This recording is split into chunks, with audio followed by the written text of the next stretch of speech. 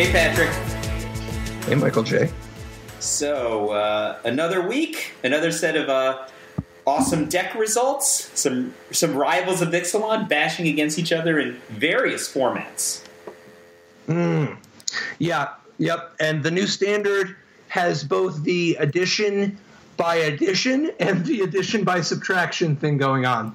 Yeah, the addition by subtraction seems to have impacted the format less than some might have thought, but not zero. Yeah, no, I mean, there's been plenty of cards. It's funny because a lot of the strategies bear a resemblance to previous strategies. Very, very close, yeah. But there's like, for instance, this past weekend at the Classic and the Team Open, and keep in mind, this is on the heels of, obviously, Hazoret winning the day week 1. Like we talked about last week. Week 2, here we see the most popular is Hazoret at 28%. But, there's a lot of other things going on. There's the second most popular is Energy.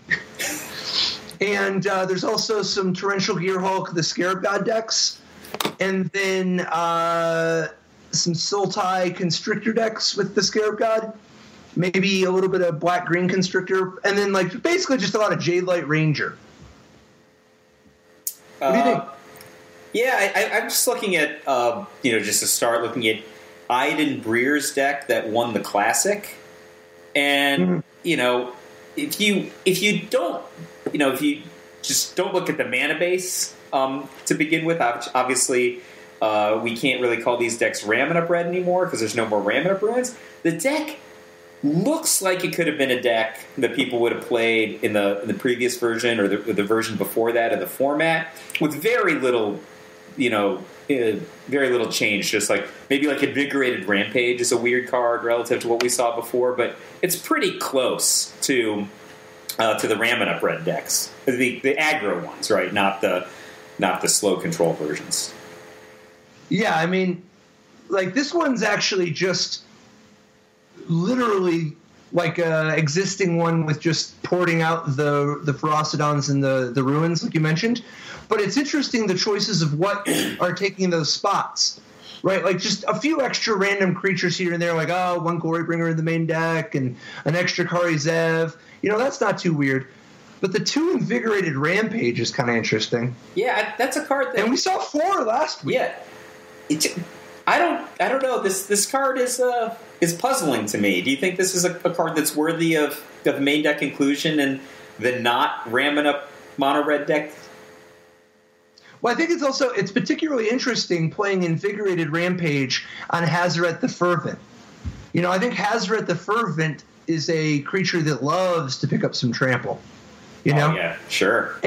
And some of these other creatures are not the worst. Like buffing Soulscar Mage in combat from ipping an instant, and it sadly doesn't really work with Earthshaker Khenra the way you want.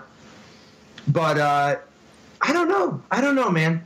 Invigorated Rampage, it still just seems a little surprising to me. I feel like, I don't know, man. The thing is, it's 2 mana for 4 damage, right? That's the exchange, but maybe more because if you're putting it on Hazoret, like you said, he can not get slowed down by a 1/1, something like that.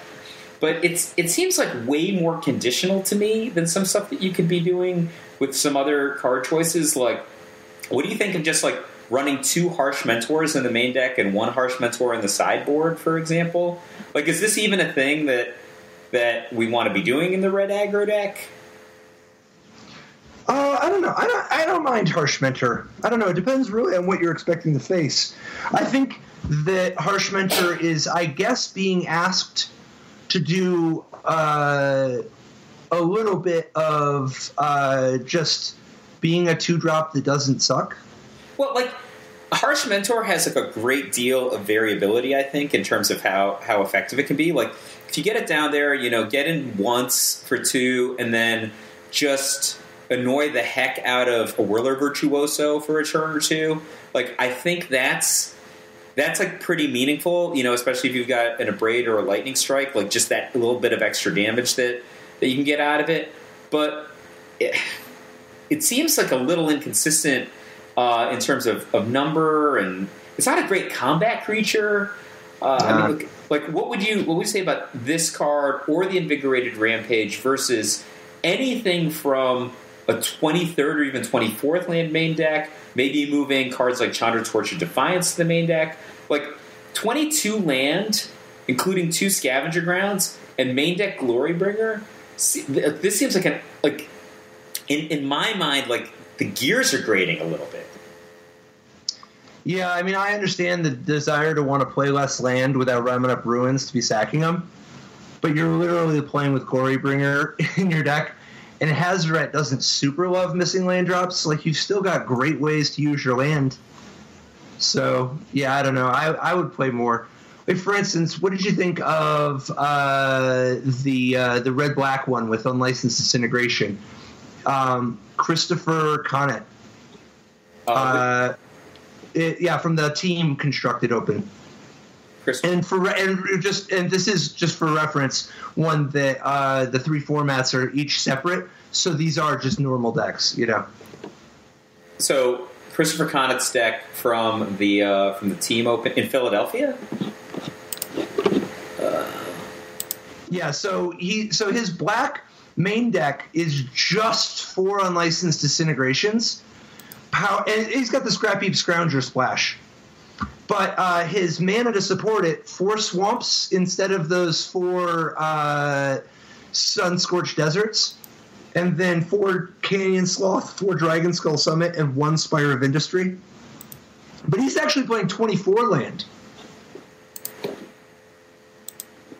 And then, back on the 20th, his team finished top 8 with a list that, I don't know, I think that ostensibly the reason you're doing this is Unlicensed Disintegration is just that good. But I can't help but wonder if his sideboard 4 Duresses, how big of a part of the puzzle that is. Well, I mean, it's great because it gives these decks like a completely different dimension to interact with. Certain kinds of opponents that can play spoiler against them, and B, the unknown, right? So if you're playing in a new format and you don't necessarily know what all of the kinds of things that could be coming your way, you know, everything from, I don't know, you know, not Infinite Nothing, a massive mana engine deck that kills with Cut to Ribbons, to a combo deck, to a token deck, or some way that can close off, you know, a red-based beatdown. And Duress is just an awesome dimension to add. What do you think about the Fanatical Firebrands? He's got Fanatical Firebrand as his other 1-drop instead of Soulscar Mage. Well, you know, I think that if it's a question of Soulscar Mage or not, then I'm not the biggest fan of Soulscar Mage. But I actually really like Fanatical Firebrand in general. It's like, so the card has got a great deal of Mog Fanatic to it, and it's also got a great deal of Raging Goblin to it. I think, like, between those two things, it's not the most overpowered 1-drop by any means, right? It's generally worse than a Bomat Courier, I think, but definitely it's got a lot. It's like I think it has a great combination of overlaps that make it a valuable thing that you might want to have in multiple different kinds of situations. Like, it's an interesting blocker sometimes, right? Like, which is not necessarily the case for some other stuff. And it's not as good as a Bomat Courier generally, but it gives you some good redundancy. And I think that you just get a lot of points for going first and playing an offensive 1-drop. Here's the thing I wonder, though. See, I'm a fan of Fanatical Firebrand. I've come around. You convinced me for these decks that have 16 to 18 mountains. Christopher has only 11 mountains. He has only 11 sources that can actually make red on turn 1. I worry that that's a little slim. Because I don't think the Firebrand is so great of a 1-drop that you're just like, oh my god. But this deck only has 8 2-drops. Right? Like, it's not like this deck is always just loaded on 2-drops so that it's like, okay, well, sometimes on turn 3 I'll play a 2-drop and a 1-drop. See, what would you do with, like, would you consider just playing, like, 4 Aether Hub in this deck, like just for the speed purposes. Like after turn maybe 1 or 2, you get so many colorless cast. I mean, you could cast a Bomat Courier with them first turn, right? Just as an example, or a Scrappy Scrounger. It doesn't cost you anything, right? And then mid game, it doesn't matter what you're dropping, but on that first turn, or especially in a sideboarded game, right? A source of untapped black might be awesome on turn 1 if you want to play a duress. I personally don't like Swamp at all very much in this strategy. See, I don't know. I don't hate Swamp. I would hate drawing 2. Well, I just wonder, you might draw 2. why in the world do you need 13 black sources? Like, why not play like 10 or 11? Well, the thing is, you really want the first one a lot. After the first one, all bets are off, right? But that first one, but you don't even need it until like turn 3 or 4 or 5. I'm saying, like, okay, compare the thought of having 11 sources of red for your Fanatical Firebrand versus, let's call it, even if it was only 11 sources of black for your Unlicensed Disintegration. One of them you need to have on turn 1. The other you can have on turn 3, 4, 5. And I'm just saying, at the very least, there should be a 50-50 split between turn 1 Firebrand and turn 2, or turn 3, I guess, Unlicensed Disintegration. I mean, like, having 12 mountains and 12 black sources, I think, has got to be better. And I personally think that you should really start with at least 13 red and 11. I mean, 13 red on turn 1 and only 11 black. But I would understand if you wanted to have 12. I don't know. I just think you can afford to wait a little. Spire of Industry, I understand there's only 1 copy in Christopher's deck, but I actually think it's pretty bad in this deck. Yeah, me too. I think Aether Hub would be better if that was your jam. But my problem with Aether Hub is that if you play it on turn 1, you're actually really messing yourself up. Because, like, what does your turn 2 look like? Are you going to play Canyon Sloth, Dragon Skull Summit? Like, you already didn't have a mountain. So, I mean, here's the thing with playing a deck like this. You're going to have a fair number of games where your first 3 turns of mana are just going to be scrambled eggs, right? Like, No, hold on. Let's walk through this for a second. Literally, what are you doing? Because if you play a Swamp on 2 after playing an Aether Hub on 1 and using it, you're in real bad shape. If that's you play atrocious. Okay. Right. If you play a Canyon Sloth or a Dragon Skull Summit, you've taken the whole turn off. Well, like, I think it's devastating to play an Aether Hub on 1 and use it. There's just no combinations of cards. It's not like you like. Sure, there are. What if you just want to go first turn Aether Hub, tap it for black, duress, second turn play an Earthshaker Khenra off a mountain? That's completely reasonable. Like, I think. You could also it would be reasonable to wait until the third turn to duress. You don't need to play duress on turn 1. Sure. I mean, it depends on what your draw is, right? It depends on what your curve is. Like, your mana you might either want to get as many cards out of your hand as quickly as possible, depending on your draw for a Hazoret, or your mana might just be scripted. You're like, here's my 1, here's my 2, here's my 3, right? I know. I'm just saying that the lands all work together except for Aether Hub, right? Like, if you play a Swamp on 1, your Dragon Skull Summits are going to be good. If you play a Mountain on 1, everything comes together. If you play a Canyon Sloth on 1, everything comes together. Even if you play a Dragon Skull Summit on 1, everything comes together. But if you actually play an Aether Hub on 1, there's no sequence where your lands come out good at all. It's like you have to hope you top deck Mountain. That would be true if your land was anything. I mean, I would just argue that an Aether Hub on 1 is probably generally as good or better than a Spire of Industry on 1. I'm not talking about Spire of Industry. But Spire of Industry is like, it's not clear if Spire of Industry is even better than that Nico Bolas land that gains 1 life when you play it. That land is great. In Horse Tribal, gotta play 4. But the Swamp, like, I think Swamp... I'm not saying Swamp is good either. Swamp into Summit is Not even that good. I would just play the summon on turn 1 instead of having Swamp in my deck half the time.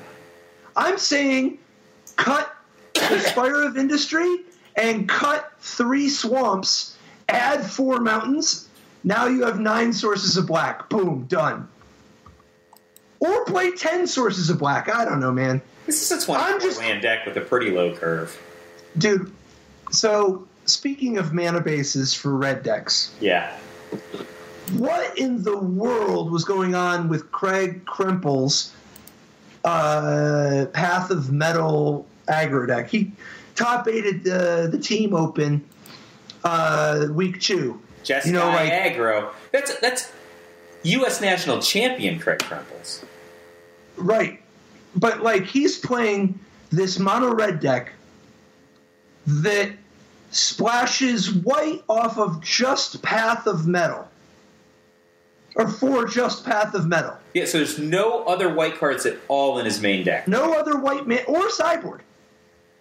And then his only blue cards are 3 sideboard negates. That's it. Wow. And to support the 3 Path of Mettle and 3 negate, he's playing... So for the Path of Mettle, he has 4 Inspiring Vantage, 4 Aether Hub with no other way to get energy, and 2 Plains. And for the negate, he's got 4 Spire Bluff Canal, 4 Aether Hub, End. Right. How does this mana work?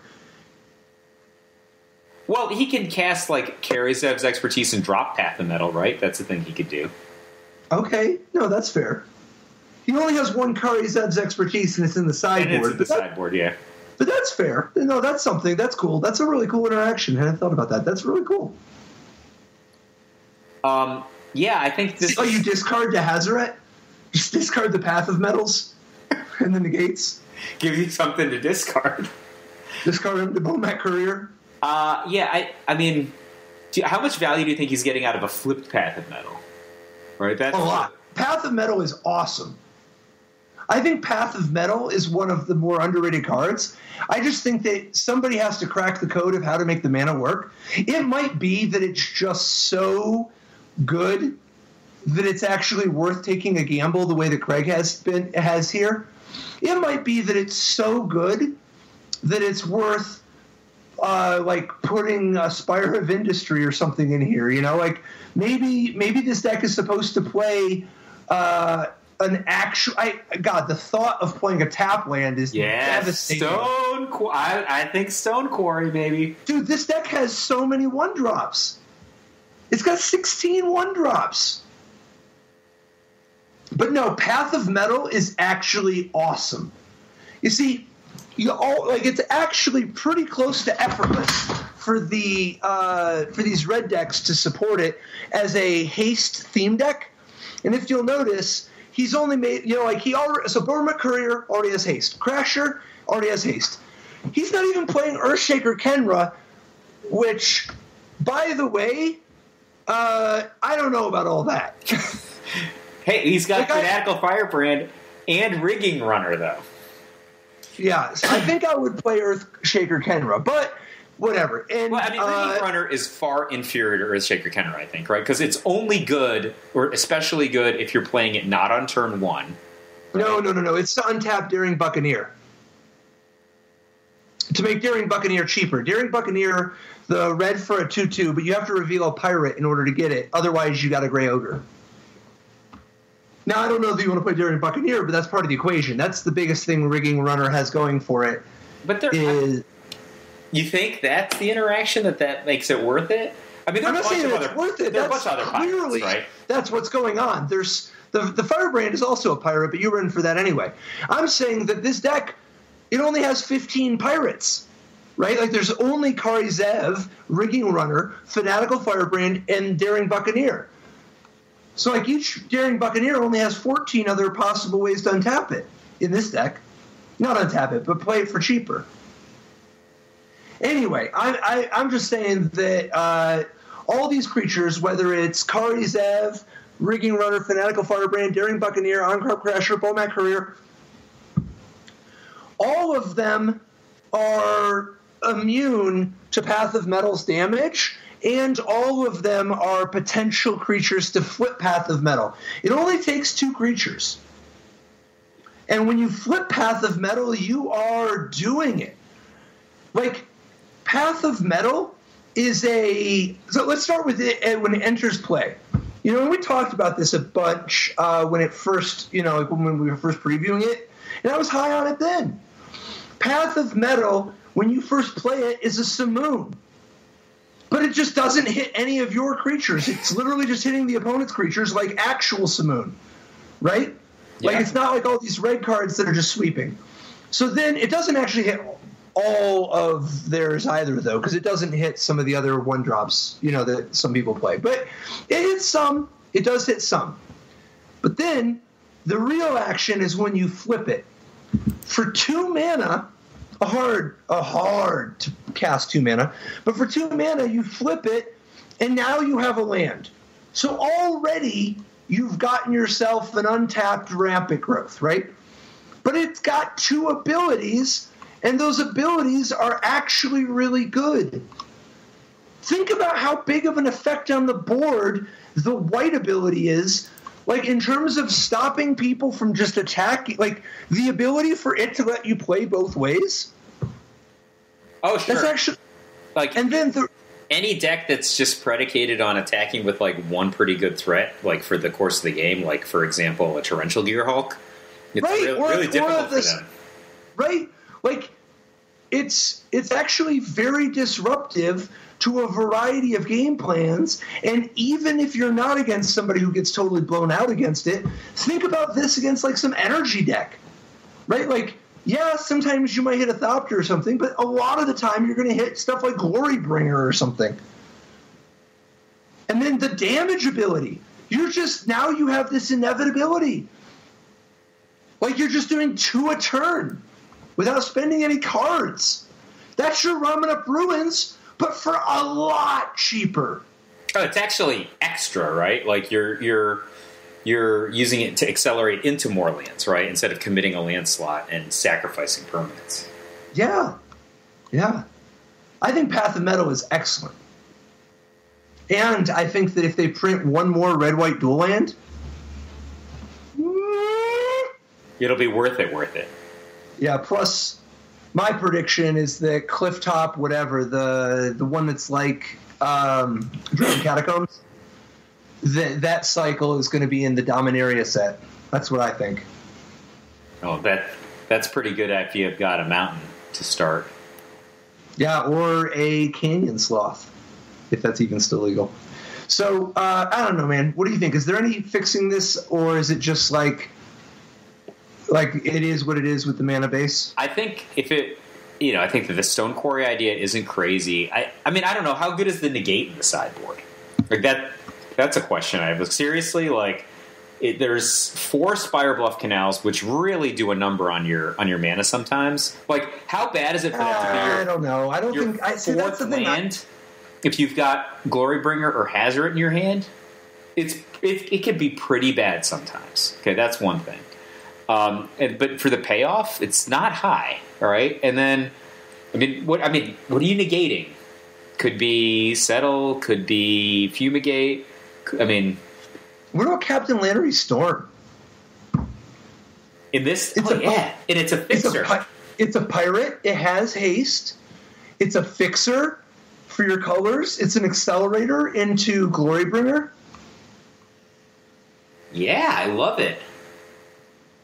Or I guess Hazoret. The Glorybringer's in the sideboard, though. Yeah, but it's fine. It's fine in all those cases. I mean, so just look at the criteria. Treasures are good with the runner anyway. Yeah, but look at the criteria Craig is using, right? He's got basically, if you get Aether Hub, Inspiring Vantage, and Plains in his main deck just to cast 3 Path of Mettle.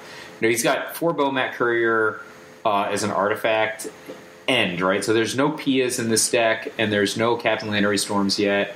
But like the same criteria, and we were looking at Christopher's deck a few minutes ago. I don't know why. Maybe you're just better off Marduing than you are Jeskaiing, exploiting some artifact making from Captainlanary Storm, maybe Pia. You've already got Bomat Courier. Play unlicensed and then sideboard duress instead of sideboarding negate. I think your mana gets a lot better if you go that direction. I could see it. Yeah, I could see it. I mean, Mardu seems like it would be better mana. You also just have some big plays. You're not as reliant on all the 1-drops the same way.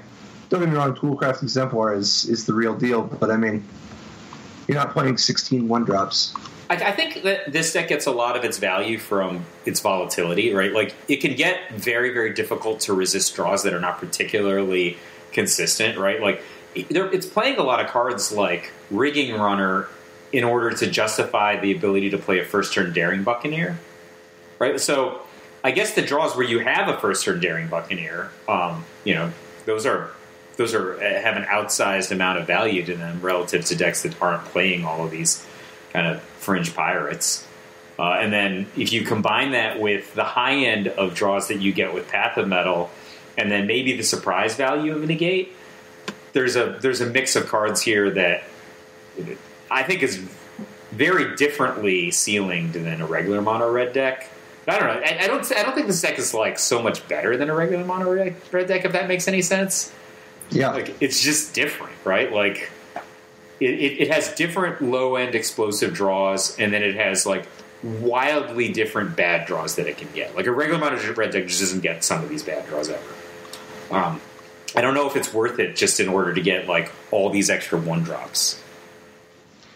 So this is a little bit different of a red deck, but what did you think of Tomas Hoffman's top 4 Grixis Energy deck from the Classic? So this is a little different take. Most of the Grixis Energy decks we saw this weekend were a lot like the ones from last week, with just like Glint Sleeve Siphoner into Whirler Virtuoso into Rekindling Phoenix into Glorybringer and the Scarab God into Torrential Gearhulk. Like the list that Thomas Hoffman played, however, he's got a few things different. He's got Dusk Legion Zealot, 2 copies of that, and 2 copies of Shielded Aether Thief, in addition to the 4 Glint Sleeve Siphoners. So he's got 8 2-drops instead of any counter magic. No Essence Scatters, no Supreme Wills, none of that stuff. And first, what do you think of those? The 2 Dusk Legion Zealot and the 2 Shielded Aether Thief. I think that I would totally be in for Dusk Legion Zealot in a mono black deck or maybe a 2-color deck. But when you're at 3 colors, I think this is a pretty low power card to play, right? It's 1/1 for 2 mana, and I love draw a card, but draw a card and lose a life when you have access to all these other colors, shaking my head a little bit. Shielded Aether Thief, I think, I don't know, it's great sometimes. It seems a little scattered here to me. I don't hate the Aether Thief. Yeah, I don't hate it nearly as much as I don't hate the Dusk Legions of it. Like I said, I would totally be in for this card in another context. It's just here, like, I mean, how do you compare these to the Champion of the Wits? I think the Champion of Wits is a lot better. Yeah, he's got 3 Champion of Wits, right? So, on a curve consideration standpoint, I'm just not sure about some of these things. Like, why would you play the Dusk Legion Zealot instead of the 2-mana Explore guy? Just as an example. I think the Explore guy has a similar high end, downside. I think the 2-mana Explore guy is overrated. Yeah? But the Dusk Legion Zealot is the point of comparison, right? Yeah, I would just, instead of Dusk Legion Zealot, I would just play with more cards like Essence Scatter, Supreme Will, Shock, something. How about Charter Course? Like, Charter Course seems like it'd be pretty good in this deck. I don't hate Charter Course. Right? It's good with Scarab God and Champion of Wits, even if you're not attacking. Yeah, I like Charter Course. I like that card anyway, though. I'm just in for Charter Course. Yeah, I think that there's some stuff going on with this deck that I like. The real question I have is, are we going to see some legit cut to ribbons endgame decks? Like, I haven't seen, that artifact Azor's Gateway. And I feel like it should be breaking out somewhere. Yeah, it's just that Abrade is everywhere at the moment, so it's not yet. It's not the right time yet. It'll come. The other thing I wanted to mention, though, you touched on this earlier, but the Champion of Wits. What do you think about the use of Champion of Wits in Grixis energy? This is a little bit different. You know, like, he may not have Rogue Refiner, but he has Champion of Wits. See, I like so much of the creature choice in this deck and the interplay of the cards. Like, if you just line these cards up over and over again, you're like Champion of Wits, which is like a self-contained kind of card advantage engine. Dusk Legion Zealot for all the faults we were talking about. Again, you're getting a little 2-for-1 action here. Glint-Sleeve Siphoner card advantage engine. Glorybringer card advantage engine. Like, even if you carry this to the spell slots, right? You've got Cut to Ribbons, which is great synergy with Champion of Wits. Vraska's Contempt, which is like not card advantage, but it's rich in that way of just additional value. Like, I think a lot of these things are fitting together really, really well. And that he's going to have a lot of draws where, as long as his curve comes out, he's just going to play a 2, a 3, a 4 in this order. He's just going to be ahead of whatever his opponent's doing. Interesting thing is he's going to be ahead in different ways in different games because of the kind of ragged numbers. The one thing I cannot get behind is 1 Ravenous Chupacabra. Yeah, I think I would play at least 3. Like, this card seems outstanding for this strategy. Like, in particular, this deck. Right? Although, I don't know, maybe not. Maybe I'd only play 2. But the only reason I would consider playing 2 is if I just had that many Rekindling Phoenixes. Yeah, but he doesn't have any, right? And, like... Yes, that's why I don't think he has enough. Yeah, like, but I think I would go, like, one potential configuration. I don't know if this is exactly the right ways. 4 Champion of Wits, 4 Ravenous Chupacabra. And the reason I think that is, like, the Champion of Wits fixes your hand in games where Ravenous Chupacabra isn't good. Right? Like... Yeah, but you can only play so many 4s. And have you considered playing with Rekindling Phoenix? I've done a good deal of brewing with Rekindling Phoenix this week. Apparently, people are all into Ixalan's binding right now. And yeah, like Austin Herrick's blue-white Eternalized deck, another Champion of Wits deck, he had 4 Ixalan's bindings. And 4 Charter Course while we're at it. Did you see this one from the Classic top 4 list? Yeah, with obviously Champion of Wits. You don't get a gold star for playing with Champion of Wits or Vizier of Many Faces as far as Eternalized creatures go. But he's also got 4 Adoran Pouncer and 4 Sunscorched Champion to help synergize with his 4 Anointed Procession. Hey, what, a bunch of Sacred Cats in the sideboard, right? Yeah, but that's more Embalm than Eternalize. In terms of the Embalm, he's got both the Sacred Cat and the Angel of Sanctions. So, yeah, I think this deck is real clever, right? He's got Charter Course as something to kind of set up. I mean, I love how Search for Escanta also interacts with a lot of these cards. Definitely. Yeah, I think this deck's pretty clever. And it's one of those decks that if you draw your cards in the right order, in the right curve, like, you're just going to be way ahead of your opponent. I think that you're in dangerous situations sometimes. It's got like a bunch of cards that cost 4 that don't necessarily have an immediate impact on the game, and that kind of stuff is, depending on your matchup, could be very, very dangerous for you.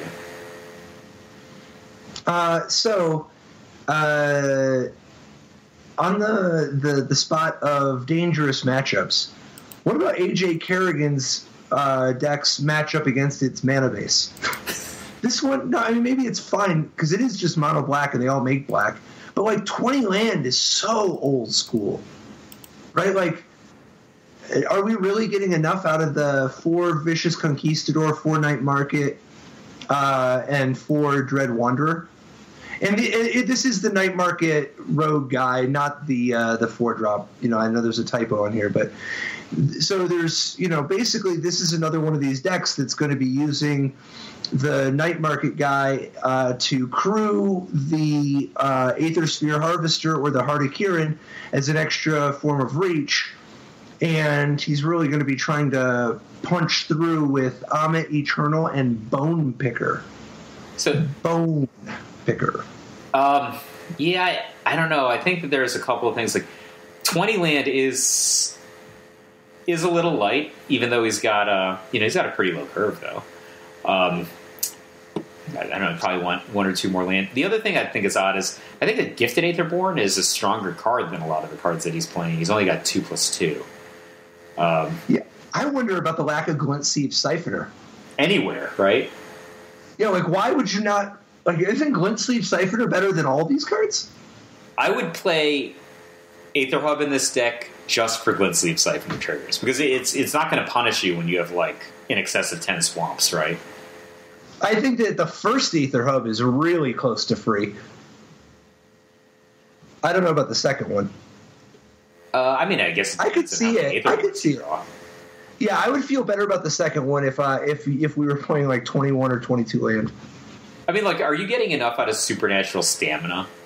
Like, is this card kind of cute? I don't know. I've always been a sucker for Supernatural Stamina. But it's surprising to me that it would be right here if it hasn't been right in other decks, because it doesn't really have a lot going on here. Let me ask you a question. So, Moment of Craving seems like a real good card to me. That's decent. How do you compare the inclusion of card like Moment of Craving to, at this point, the long in the tooth veteran, Vraska's Contempt? It costs twice as much mana. Well, obviously, they're different. They're different. It's a little closer. Similar. It's closer to Essence Extract, like the Essence Extraction. Yeah. No one's playing Essence Extraction anymore. So I think they're for different decks. Like, you want Moment... I don't know. Actually, no, they're for the same deck. But it's nice to have a mix. You see, I like Vraska's Contempt a lot, actually. Now, this deck has such a low land count, it's hard to play very many. But being able to hit the Phoenix or Hazoret, good times. So now, Moment of Craving, though, you want to hit all those red 1, 2, and 3 drops. I've been brewing up some mono-black creature decks also with the new set, and I just don't see the appeal of going, like, super low to the ground curve instead of going, like, the more card advantage route with Chupacabra. But a lot of the time, I'm like, if you're going to be willing to invest in cards that cost 4 more mana, like, what's the point of just staying mono black instead of getting Scarab God or Glorybringer? Right, the mana's pretty easy. Getting what? What are you talking about? Like, which card are you talking about? Scarab God or Glorybringer. What card is that? What do you mean, what card is that? This card. I do not know this card of which you speak. I'm saying, like, what's the real Glorybringer or the Scarab God, Patrick? Why didn't you just say so? Yeah. Okay. Yeah. No, that makes sense. Like, I just don't see, like, why I would just want to stay in black, right? Just black by itself. Like, getting a second color is pretty free, and the cards are, like, often upgrades to the cards that you're getting, even if you're not willing to go so much more expensive, right? Like, see, I like, if you're playing these black creatures, like, just going all the way into the value and adopting the Jadelight Ranger. So, like, if you take a look at Jeremy Henry's Sultai Constrictor deck that he used to win the team open, that his team used, so he's, this is a black-green Winding Constrictor deck that still uses Ravenous Chupacabra and splashes the Scarab God even without a Tune with Ether.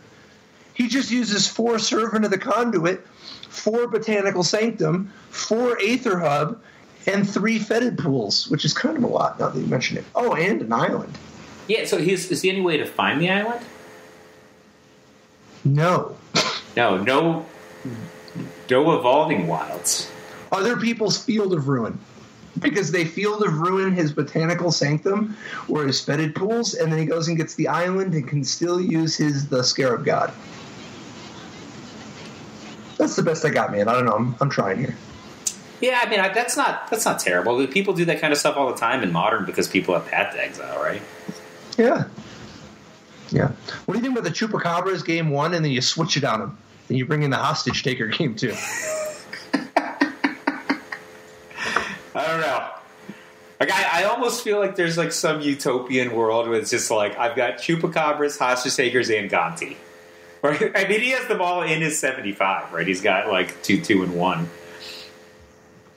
Yeah, plus, I mean, Jadelight Ranger definitely gets invited to that party. Oh, for sure. He's wonder why he's probably getting cast off of Blooming Marsh and Botanical Sanctum off the first 2 turns. Yeah, I feel like I would play 4 Jadelight Ranger now. I'm a believer. He's awesome. I think this deck is pretty awesome. This deck is pretty awesome. Dude, what do you think of Lost Legacy in the sideboard? Yeah, I don't know. I'm of multiple minds about that card. Like, I never even see anybody getting destroyed by it, right? Like, almost everybody who knows that their deck is bad against Lost Legacy in sideboarding games has alternate ways to win, right? When's the last time you saw me like, oh, wow, you got my approaches, like, definitely can't win anymore, right? Like, people, they're killing you with their Millstone lands, they're killing you with, like, sideboarded Torrential Gear Hulks, like, I've never seen anybody, like, totally gotten by a Lost Legacy. Not one time. I mean, you got to respect it. You got to respect it exists. But, like, the thing that I like the best about it is it has a different casting cost for my Azor's Gateway. Like, I needed a 3. All right, I guess I'll run this. But, yeah, I don't know. Like, especially if you're a deck with Negate. Like, he's got Negate and Duress. Like, Lost Legacy is so not as valuable when you have those other tools. So here's a deck that reminds me of some stuff you've talked about. Alessandro Pogorazal. I apologize. Pogorazal. Alessandro's blue-red control deck that he used to finish. He cashed the Team Constructed Open, top 25. Blue-red creatureless. Just 4 Dynavolt Towers to win game 1. That's it. Just 4 Dynavolt Towers, and then grind. Yeah, I like this deck a lot.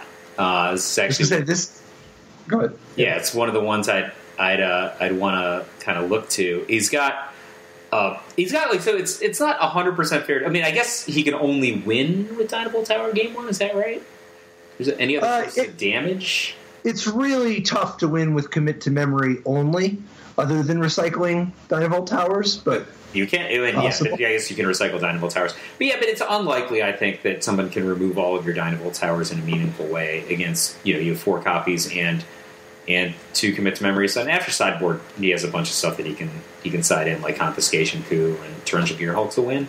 I like this deck, but I think that it does suffer from like a timing issue, right? Like if somebody abrades your only Dynavolt Tower, it's not the fact that you can't win eventually, but they just might kill you, like in the meantime.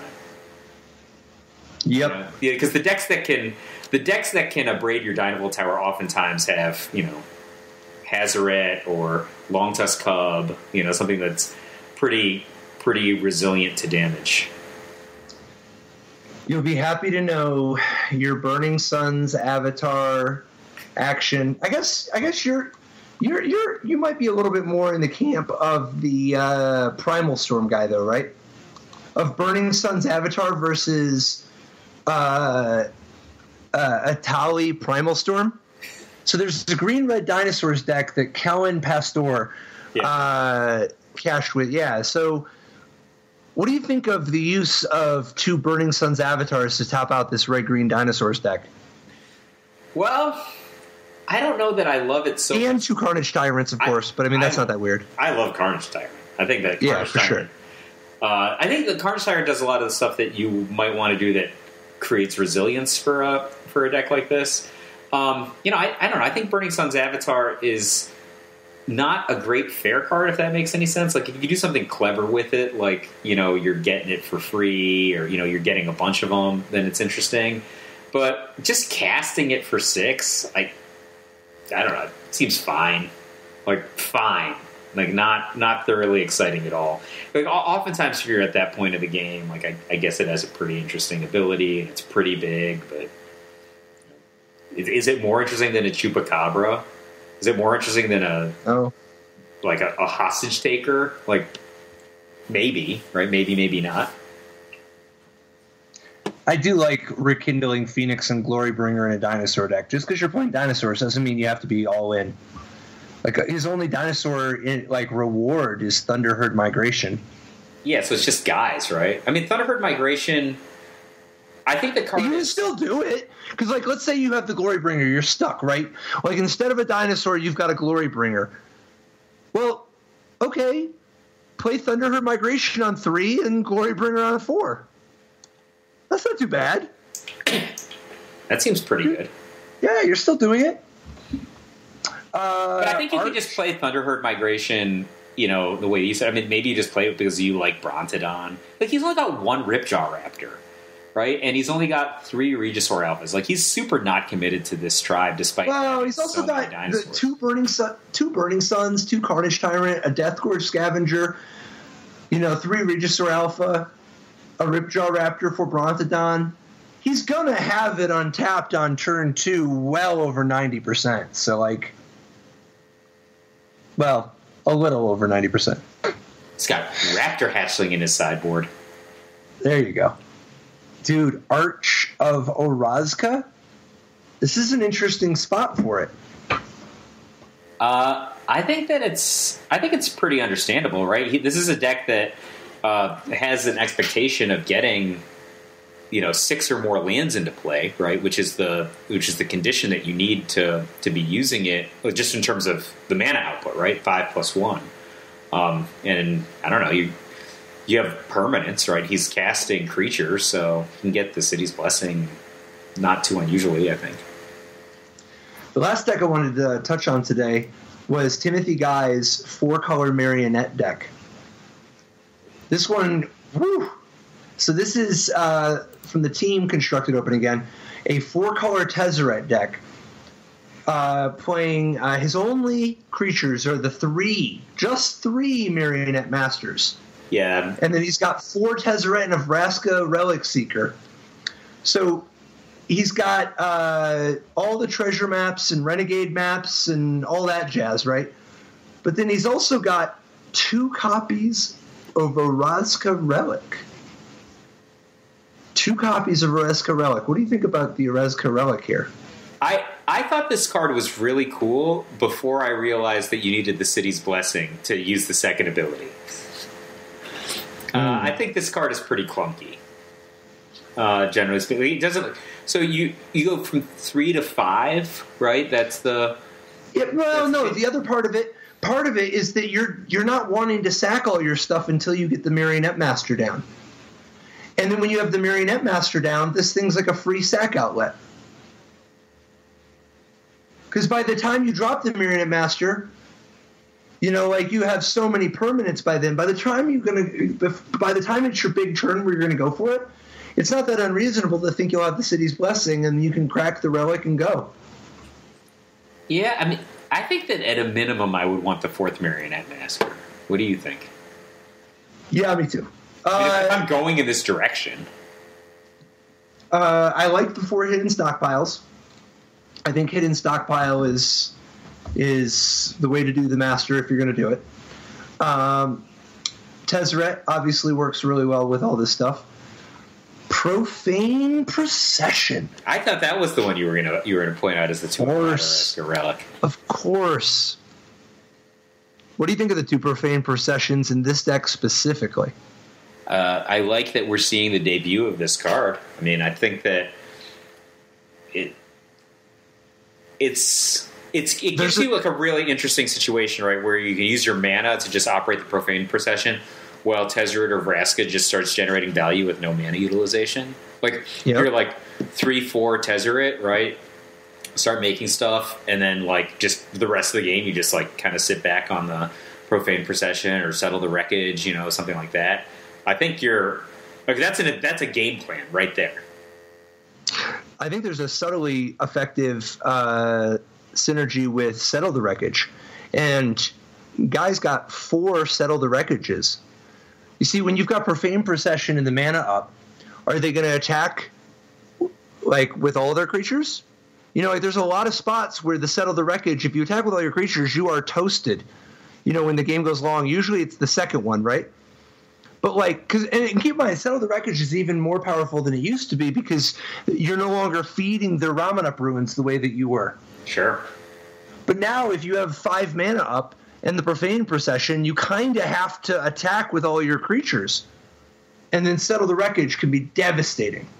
I mean, it depends on the order that you have stuff going on, right? If you don't have some presence in the game, like the Profane Procession will keep you from ever even getting to the point that it's interesting with the set. Right, and that's the thing. Once you've settled the wreckage the first time, your Profane Procession can just take down whatever they do next, each of the next turns. Yeah. I like Profane Procession a lot in this deck. This is another deck we're seeing with 4 copies of Ixalan's Binding in the main deck. I think this card is... I'm not sure. It just seems to have gained so much value. Like, over the course of the last week in playing Mitgo, I've gotten everything from, like, Chandra, the Phoenix, Glorybringer, like, whatever awesome thing that I thought I was gonna ride, like, and then they get my second copy out of my hand at the same time. It's so... I don't know. It seems weird. Like the universe has just moved to a point where I don't know, man. I don't think it's that weird. I don't think it's that weird. I played him at the last Pro Tour. It was great then. Yeah, the card's good. The card's like really good. Massive increase in popularity from maybe that's a product of the slight neutering of the 2 most popular decks. It's just a product of white being playable. Like prior to this format. In the previous format, it was 0 planes all the way down. Oh, that's right. That's the only reason Ixalan's Binding wasn't showing up. It was showing up in every white deck. It's just that they weren't really that good. I think this card is real good. Yeah. The part of the deck that is least interesting to me is actually the Marionette Master. Like, I feel like the Marionette Master, like, it's non-committal, and it's only a 3 of in this deck. And, like, I think a lot of the time you see these Marionette Master decks where, like, if they set up the Master, you're dead, right? They're like 1-2 big punch, right? I feel like this deck has actually just got other interesting things it would want to do. Yeah, that's why I'm not so sure. I mean, I could see playing less than 4 Marionette Masters. You know, you've got enough other options. It is kind of a nice angle, though.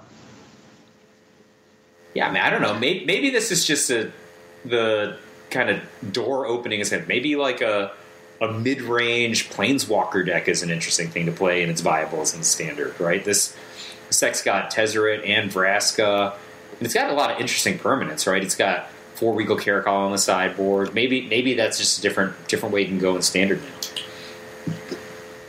All right, well, awesome. Got a lot of new stuff with Rivals already, and the Pro Tour starts tomorrow, depending on when you're hearing this, either tomorrow or today, or, you know. But the first modern Pro Tour since the Wrath of the Eldrazi not too long ago. Should be kind of exciting.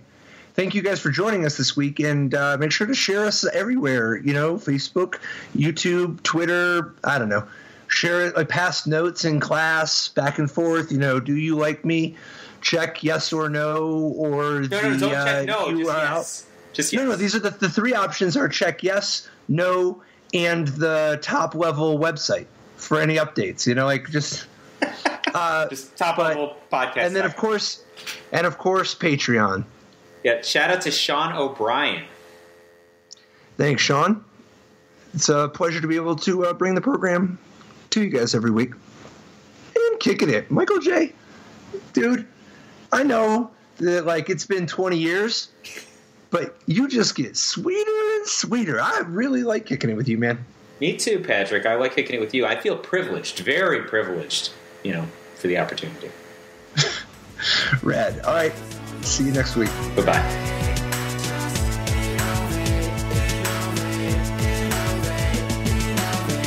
Life didn't work so great. Tried to play dredge, so jail or hate. Ghostly prison waiting for my untapped phase. Your core trapped in amber stasis state. Lost a lot of friends, got left behind. Had to find a way not to lose my mind. Trapped in a vault with nothing but time. Parents and my friends were the key to find. Magic gave me purpose and drive. The game, the love, it kept me alive.